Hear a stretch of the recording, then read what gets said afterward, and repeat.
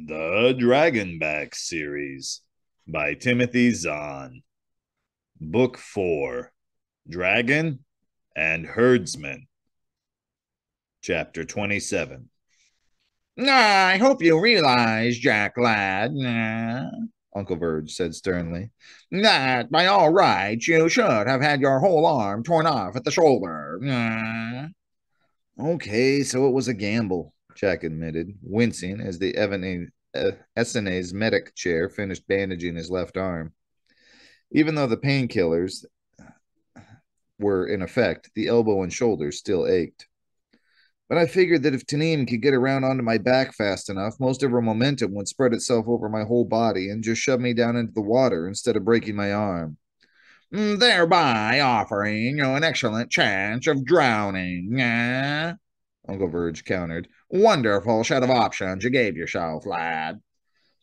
Yeah, but it worked, Jack reminded him. Better than just work, too. If Tanim hadn't been up there distracting Frost's men, you might not have gotten away with that sucker shot that took them down. It was not a sucker shot, Uncle Verge said stiffly. I'd been locked onto your comm clip signal for 2 hours, just waiting for you to give the order to go into action. Why didn't you? Well, for starters, we weren't sure you were still even with us, let alone hanging just offshore, Jack said.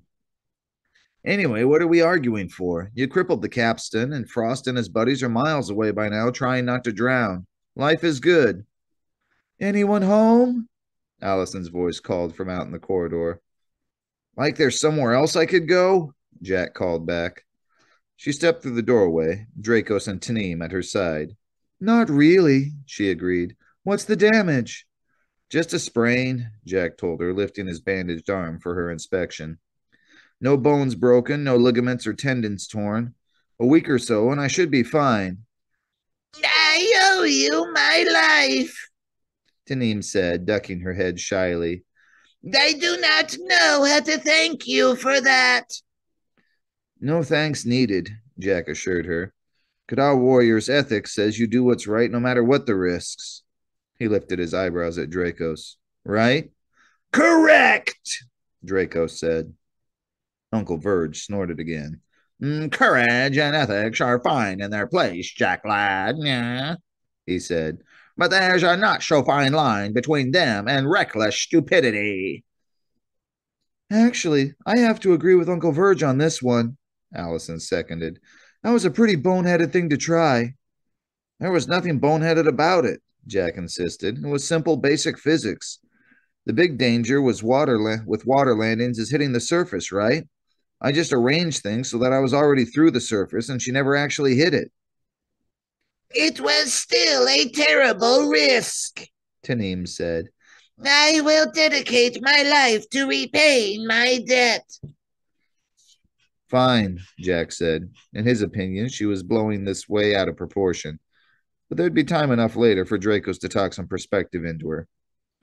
I take it that means you've decided to stay with Allison? You weren't really expecting her to go back to the Erasfest, were you? Allison asked. I just wanted to make it official, Jack said, trying very hard not to be irritated. Now that they were safe, Allison's knack for rubbing people the wrong way was coming out full bore again. Besides, it's not just up to her. Kadar don't impose on someone without the host's permission. Allison looked down at Tanim. Actually, this is pretty cool, she said, stroking the gray Kadar's crest gently with her fingertips. I'll let her stick around, at least until the rest of her people get here. Her people are out there, Uncle Verge muttered. Her former people, Jack told him firmly. Speaking of which, did they all get across the river okay? They swam it like fish, Allison assured him. Large, lumpy fish, of course, but fish nonetheless. Ren said they would attempt to cross the forest and then circle back around the edge to rejoin the rest of their group, Dracos added. Jack suppressed a grimace. Walking through the middle of a dangerous forest, only this time with no true Kadar there to look after them. They'll be all right, Dracos assured him. The Erasfast still have the altered odor that seems to ward off predators. And the Pukas, too, seem somewhat more alert than they were when we first met them. Spending a few days running for your life will do that, I suppose, Jack agreed reluctantly. I just hope it lasts long enough to get them all the way to the other side of the forest. He raised his eyebrows at Allison. What about you? You want to go back and wait for your friends to show? With Frost still there? Allison snorted. No thanks. I'll give them a call and tell them I've made other arrangements. That is, if you don't mind me tagging along a little longer. Just like the baby sister I never had, Jack said dryly. Allison's eyes narrowed a little. Watch it, pal, she warned. I'm at least 5 months older than you are. Can we hold off a comparison of birth records until we're clear of this place? Yeah? Uncle Verge asked impatiently. I'd really rather not be around when Frost gets the capstan's lifters working again. Yes, we can go, Jack soothed him. Actually, no. We have to find and get rid of that echo transmitter gadget of his first. Done and done, Allison said. It was fastened to the hull in front of the aft echo pole, Uncle Verge added. I had some time on my hands while drifting down the river and was able to locate it. So it's off? Jack said, his last unanswered question about Allison finally fading away. Something on the SNA's outer hull could have been planted there by anyone at any of the spaceports they'd passed through on their way here. I already had it neutralized, but Allison insisted on removing it as well, yeah? Uncle Verge said. She seemed to think that it would bring a good price in the proper market. Oh, did she now? Would you rather hitchhike home? Allison countered. Gadgets like that can be a good way to keep the fuel tanks filled. Whatever, Jack said with a sigh. Sure, let's get out of here. Oh, and make a pass over the capstan on your way out. I want to make sure Frost knows we've left. But don't make it too low a pass, Allison warned. I didn't mean we would, Jack said, fighting for patience. So where exactly would you like us to drop you? The cockpit was dark as Allison came in, lit only by the various indicator lights on the control boards.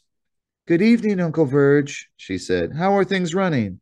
Smoothly, the computerized personality said tartly.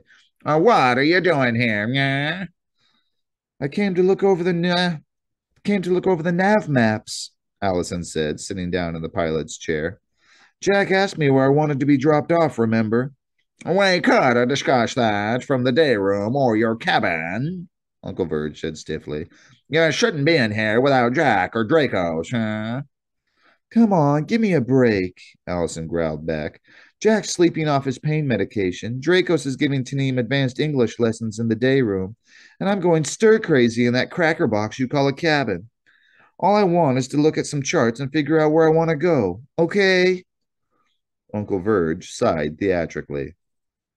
Fine, but I'm recording everything. One of the displays lit up with a map of the southern Orion Arm.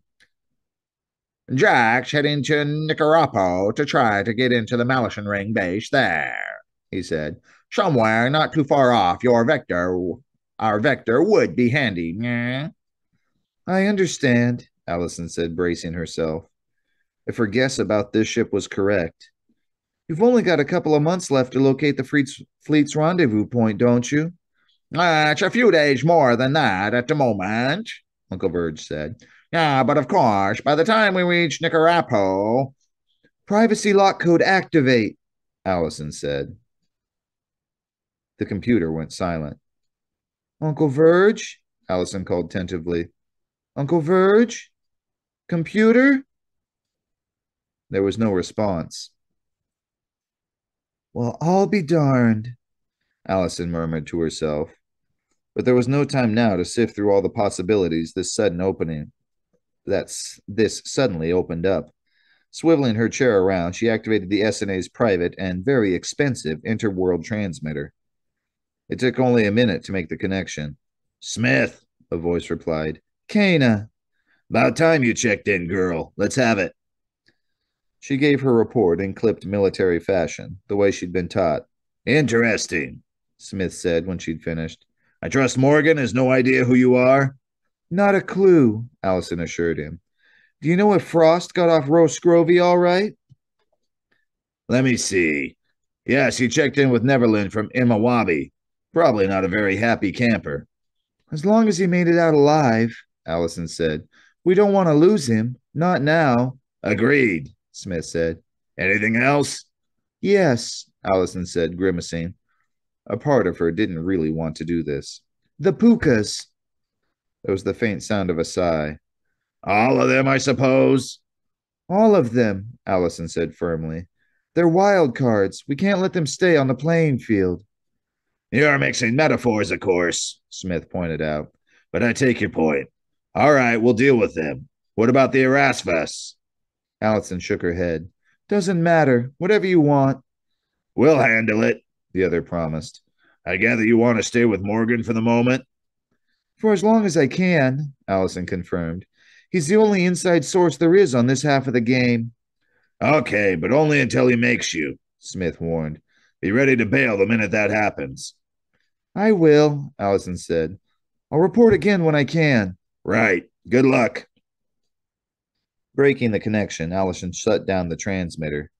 She gave it another minute, just to make sure there weren't any lingering effects in the system that the computer might spot and wonder about. Then, leaning back in the chair, she took a deep breath. Privacy lock code release, she called.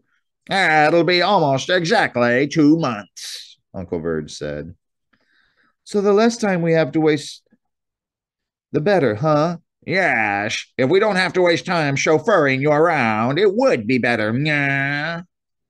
I understand, Allison said, getting up out of her chair.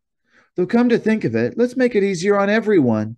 I'll just stay here with you and Jack for the moment. You sure? Uncle Verge asked, sounding surprised. Yes, Allison smiled. Very sure. Thus ends Book 4 of the Dragonback series by Timothy Zahn, Dragon and Herdsman. Join us next time as we start Book 5 in this exciting series, Dragon and Judge.